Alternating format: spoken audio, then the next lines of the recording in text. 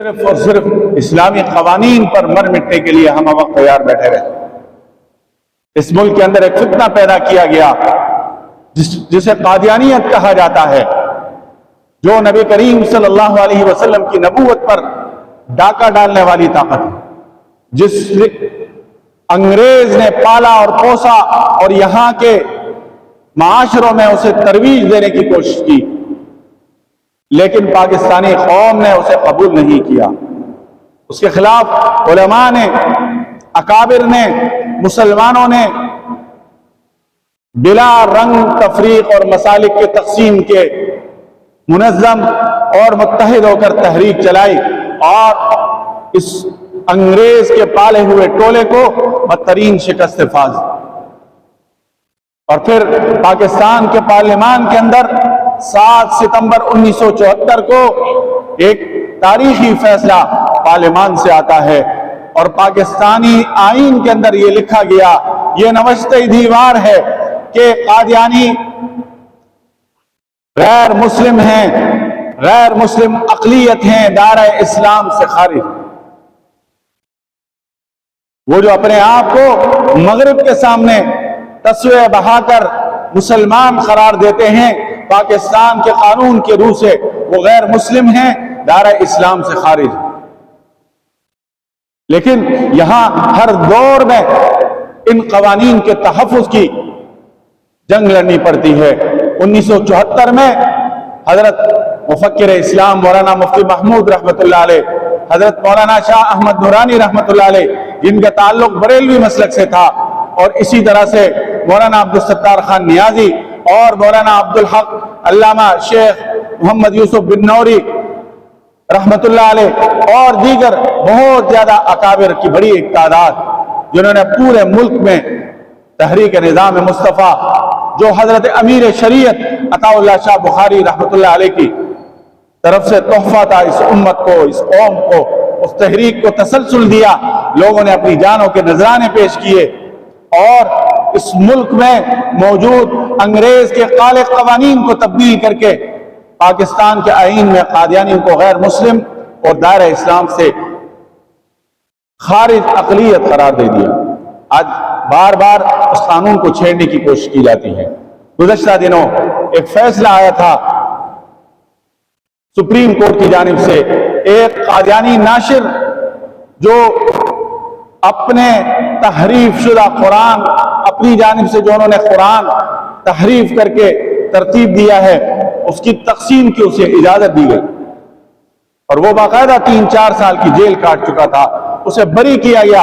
और फैसले में यह कहा गया कि कादियानी अपने लिटरेचर की तकसीम कर सकते हैं। इस पर पूरा मुल्क सरापा एहतिजाज रहा, पूरे मुल्क में तहरीक चली, सुप्रीम कोर्ट के सामने भी मुजाहरे हुए, कराची से लेकर पिशावर तक, चतराल तक मुसलमान इस पर सरापा एहतिजाज हुए। कल दोबारा एहतिजाज हुआ, पूरे मुल्क के अकाबिर वहां पर गए, मौलाना फजल रहमान साहब, मौलाना मुफ्ती मोहम्मद तकी उस्मानी साहब और दीगर मुख्तलिफ मसालिफ और मकातिब के अकाबिर उलमाए किराम वो गए। उन्होंने वहां पर सुप्रीम कोर्ट में दलाइल पेश किए और दलाइल से सुप्रीम कोर्ट के चीफ जस्टिस जनाब फाइज ईसा को उन तमाम शिकों को वापस लेना पड़ा जो कादियानी मुबारक सानी के फैसले में उन्होंने गलत फैसले किए। तो कहने का मकसद यह है कि कादियानी हमारे इन इलाकों में मौजूद हैं। हम और आप कादियानियों को कभी कभी जाने अनजाने में तक़वियत भी फराहम करते हैं। हम दुकानदार हैं, हमारी दुकानों में शीज़ान के जूस रखे होते हैं, कादियानी मसनूआत को हम प्रमोट कर रहे होते हैं और यही कादियानी जो है और अंग्रेजों की गोद में पलकर इन्होंने नबी करीम सल्लल्लाहु अलैहि वसल्लम की नबूवत पर डाका डाला और आज तक वो इस अपनी हरकत से बाज नहीं आए। आप समझेंगे कि कादियानी कहीं उनके माथे के पर लिखा होगा कि यह कादियानी है। कादियानी को आप पहचान भी नहीं सकते। कादियानी हमारी तरह रोजा भी रखते हैं, हमारी तरह नमाज भी पढ़ते हैं, हमारी तरह अजान भी देते हैं और हमारी तरह सारे आमाल करते हैं।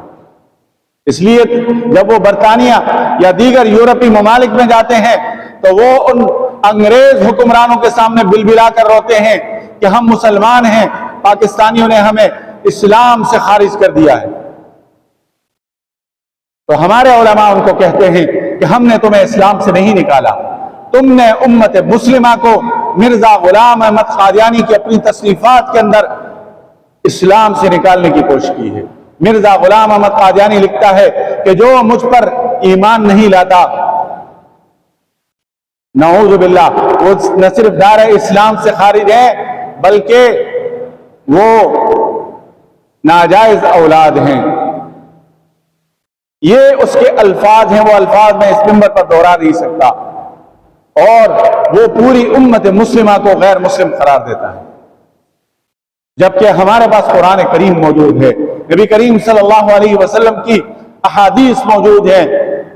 हम खुशकिस्मत हैं कि हम बार बार नबी करीम सल्लल्लाहु अलैहि वसल्लम के खत्म नबूवत के लिए अपनी तवानाइयां सर्फ करते रहते हैं। कभी जलसों में चले जाते हैं, कभी मुजाहरों में चले जाते हैं, कभी खत्म नबूवत जिंदाबाद के नारे लगा देते हैं। ये हमारी खुशकिस्मती है, इसे अपने लिए सआदत समझिए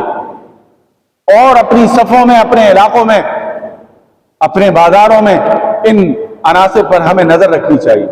हमें इनका माशी बाइकाट करना है। कादियानियों की बेपनाह मसनूआत हैं, एक मसनूआत पर अगर मुसलमानों की नजर लग जाती है, उसका बाइकाट होता है, तो उसका मुतबादिल दूसरा लेकर आते हैं। इसलिए मुसलमानों का मुत्तफ़क़ा फैसला है कि कादियानी मसनूआत को इस्तेमाल करना ये हराम है,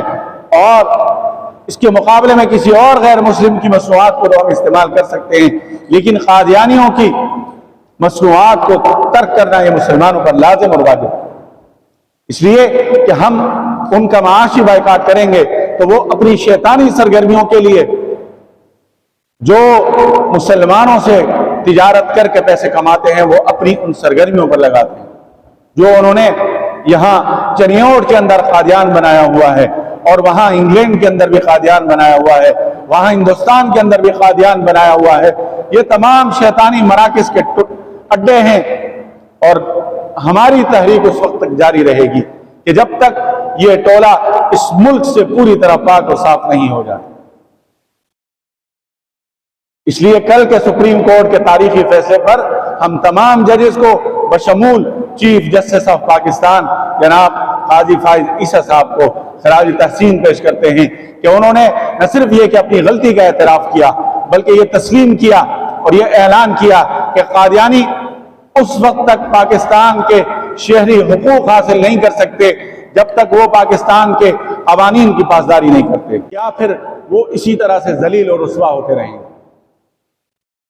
तो खत्म नबूवत पर हम कोई आँच आने नहीं देंगे। और एक और चीज की तरफ कि जहां नबी करीम सल्लल्लाहु अलैहि वसल्लम ने इस उम्मत पर कुछ जिम्मेदारियां रखी, एक जिम्मेदारी हमारी और भी है कि जो हमारे हुक्मरान बनते हैं वो हमारे वोटों से बनते हैं, और इन असम्बलियों में, इन ऐवानों में मजहबी जमातों का, उलमाए किराम का होना कितना जरूरी है, या आप इन कवानीन को छेड़छाड़ से अंदाजा लगा लें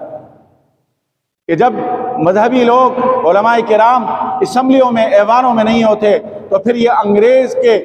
रूहानी औलादें किस तरह से उनकी ड्यूटियां सर अंजाम देते हैं कि यहाँ पर पर्दा भी फिर जुर्म बन जाता है, दीनी मदरसा भी जुर्म बन जाता है, खत्म नबूवत पर बात करना भी जुर्म बन जाता है, और एलाए कलिमतुल हक के लिए तबलीगी जमात पे जाना भी जुर्म बन जाता है। लेकिन अगर हमारे ये उलमा मजहबी जहनीत के लोग, नजरियाती लोग असम्बलियों में मौजूद होंगे, चाहे वो किसी मसलक से भी ताल्लुक़ रखते हों, लेकिन जब वो ऐवानों में होते हैं तो उनकी ज़बानें फिर गुंग रहती हैं। वो फिर अंग्रेज की रूहानी औलादों की आंखों में आंखें डालकर उनके सामने सीसा पिलाई दीवार का किरदार अदा करते हैं और उन पर वाज़ेह कर देते हैं कि तुम अंग्रेज से चाहे कितनी ही दौलत क्यों न ले लो, लेकिन इस मुल्क के इस कानून साज असम्बली के अंदर खिलाफ इस्लाम कोई कानून जो है वो तुम्हें बनाने नहीं दिया जाएगा। इसलिए बहैसियत मुसलमान जो हमारी जिम्मेदारियां हैं वो ये हैं कि हम कादियानी मसनूआत का, इसराइली मसनूआत का मुकम्मल बाइकाट करें कि फ़लस्तीन में यहूद कितने मज़ालिम ला रहे हैं कि एक एक मुसलमान का घर, कोई मुसलमान ऐसा नहीं है जिसका घर तबाह बर्बाद ना हुआ हो। कोई फ़लस्तीनी ऐसा नहीं है जिसके अजीज़ व अकारिब की अक्सरियत शहीदों में न चली गई हो। गुज़श्ता से पेवस्ता रोज़ हमारी एक फ़लस्तीन के एक सफ़े अव्वल के रहनुमा डॉक्टर नाजी ज़ुहैर साहब से मुलाकात थी, मौलाना राशिद महमूद सोमरो साहब के घर, और वो अपने घर वालों के साथ आए हुए थे। तो जमीयत उलमा इस्लाम की तरफ से उनको कहा गया कि अगर आप चाहें तो आपके साथ आपके बच्चे भी आए हैं, कोई इस तरह की खवातीन की तरतीब रखी जाए, खवातीन के किसी इज्तिमा में आपकी अहलिया खवातीन में जज्बे को बेदार करने के लिए कुछ बात कर सकें। तो उन्होंने कहा कि मेरी जो अहलिया है, मेरा जो ससुराल है, मेरी अहलिया के वालिद एक धमाके में शहीद हो गए, मेरी अहलिया के भाई सारे के सारे एक धमाके में बम हमले में शहीद हो गए। अब मेरे ख़ानदान में ससुराल में मेरी ये एक अहलिया बाकी है जो खुद भी इस वक्त जो है मुझे बेटा पैदा होने वाला है या मेरी औलाद होने वाली है, लेकिन मैं सिर्फ उसको उस माहौल से निकालने के लिए यहाँ लाया हूँ। आप कि वो अपना सब कुछ लुटा चुके हैं, लेकिन क़िबला अव्वल पर फ़लस्तीन की आज़ादी पर वो कोई समझौता नहीं कर पा रहे। और पूरी दुनिया में आम लोग तो उनकी आवाज़ बने हुए हैं, लेकिन हुक्मरान गुम नहीं। अगरचे पाकिस्तान से कुछ आवाज़ें उनके लिए बुलंद होती हैं, लेकिन जो क़ुव्वत उनको मुयस्सर होनी चाहिए, जिस तरह इसराइल को अमरीका असलहा फराम कर रहा है, बरतानिया असलहा फराम कर रहा है, फ़ौजी साजो सामान फराम कर रहा है, दुनिया भर में कोई मुसलमान मुल्क ऐसा नहीं है जो उनको ये सारी सहूलियात दे दे, लेकिन उसके बावजूद बेसर व सामानी के आलम में उन्होंने गज़ा में इसराइल का कब्रिस्तान बनाया हुआ है। इसराइल के अंदर जाकर घुस घुस कर उनके खिलाफ कार्रवाइयाँ करके उनको सबक दे रहे हैं। ये जिहाद की बरकत है कि आज चंद लोग, चंद फ़लस्तीनी मुजाहिदीन ने पूरे इसराइल को, जो अपने आप को दुनिया का सुपर पावर बनाने की कोशिशों में है, उनके नाकों में चने चबवा दिए, उसकी ताकत को नेस्त नाबूस कर दिया है। ये जिहाद की बरक़ात हैं। इसीलिए फरमाया अल जिहाद माज़िन इला यौमिल क़ियामा। तो हम जो पाकिस्तान में जिहाद कर रहे हैं वो इस वक्त जद्दोजहद के साथ ताबीर हो सकता है कि ख़त्म नबूवत के तहफ़्फ़ुज़ के लिए, एलाए कलिमतुल हक़ के लिए, शायर इस्लाम के तहफ़्फ़ुज़ के लिए मुसलमानों को बेदार रहना होता है। मुसलमानों के बेदार हुए बगैर ये मराहिल सम आदमी मिंबर और मेहराब की आवाज़ नहीं बनेगा। जब तक आम आदमी नबी करीम सल्लल्लाहु अलैहि वसल्लम के हुर्मत पर, उनके नामूस पर कुर्बानी से दरेग नहीं करेगा, उस वक्त तक ये साजिशें होती रहेंगी, उस वक्त तक इन साजिशों का मुकाबला भी होता रहेगा। अल्लाह ताला से दुआ है कि अमल की तौफीक नसीब फरमाए। व आखिर दावाना अल्हम्दुलिल्लाह।